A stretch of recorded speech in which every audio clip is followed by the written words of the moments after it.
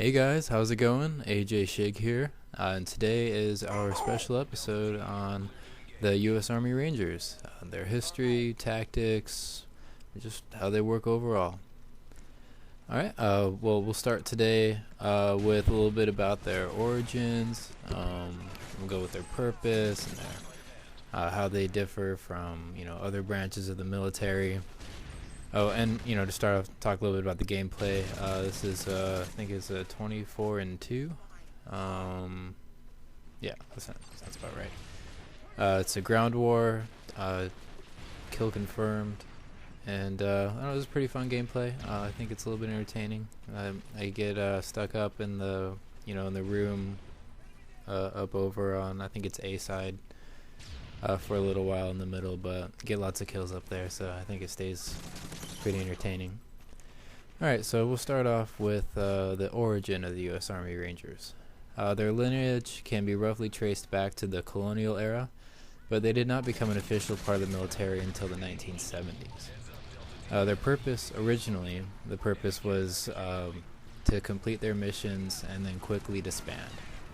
What the Army Rangers are known for is their skill at remaining undetected in combat, and their motto, or one of the quotes about the U.S. Army Rangers is, "If you see a Ranger, most likely he has already spotted you. There's no telling how long he's been observing you, and what's more, by the time you detect a Ranger, you're probably too late."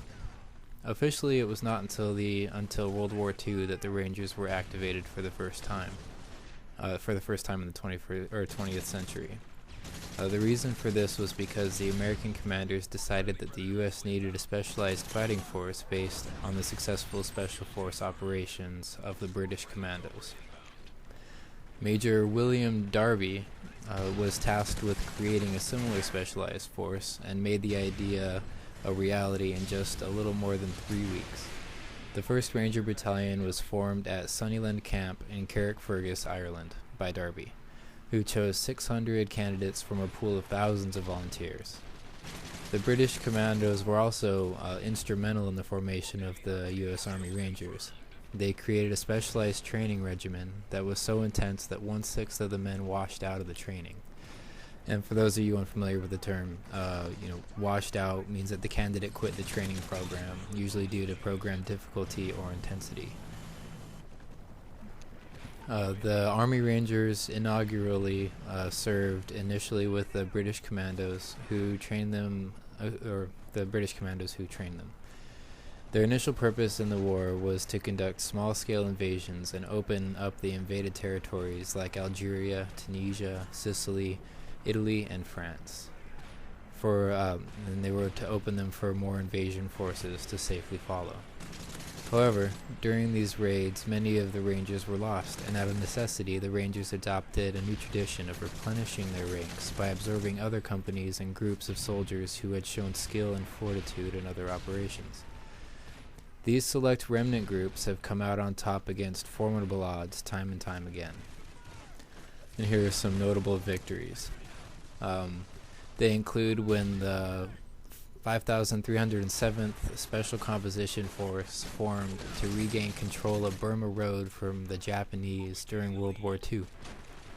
This regiment marched over 1,100 miles from its training camp in India through the Burmese jungle, emerging victorious after dozens of firefights with the Japanese. In Vietnam, long-range patrols, which are small platoons capable of remaining undetected behind enemy lines for long periods of time, conducted raids and reconnaissance. These patrols were absorbed by the Ranger regiments fighting in the region.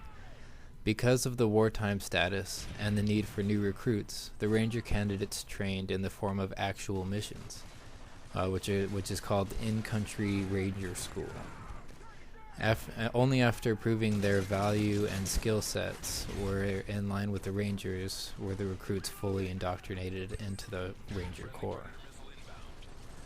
And here's a little bit on the history of the U.S. Army Rangers skill sets.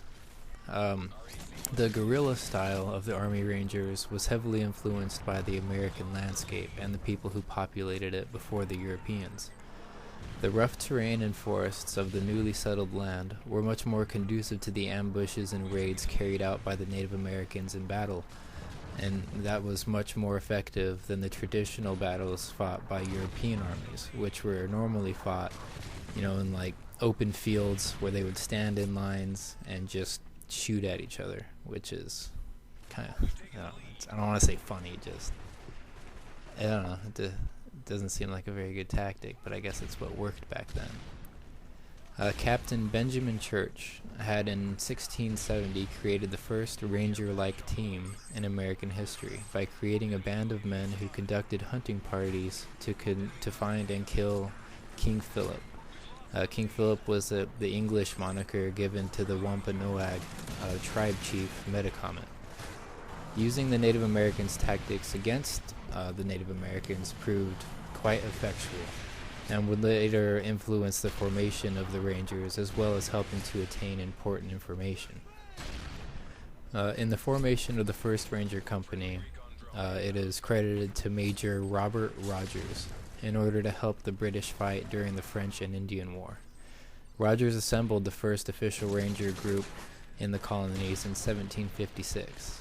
He utilized the skills of deer hunters in the colonies due to their ability to move swiftly throughout the terrain. They also knew how to track and were excellent riflemen. So the strategy here was to use these skills and adapt them to the war conditions of the time. During the Civil War, the most famous Ranger Brigade was on the Confederate side of the war, and it was under command of Colonel Mosby.